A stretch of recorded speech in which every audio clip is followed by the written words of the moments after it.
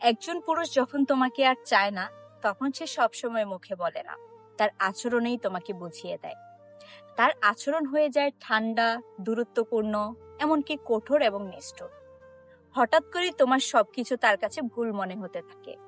তোমার ছোট ছোট দুর্বলতাগুলো সে বড় সমস্যা বানিয়ে ফেলে। তোমার উপস্থিতি তাকে বিরক্ত করতে শুরু করে। তুমি বদলে যাওনি, সে নিজেই বদলে গেছে। সে নিজেই তোমাকে দূরে ঠেলে দিতে চাচ্ছে। সত্য হলো, সে আর তোমাদের সম্পর্কের জন্য লড়াই করছে না। সে শুধু অপেক্ষা করছে যেন তুমি নিজেই ক্লান্ত হয়ে যাও, যাতে তাকে নিজ থেকে সম্পর্ক ভাঙার কথাটি বলতে না হয়।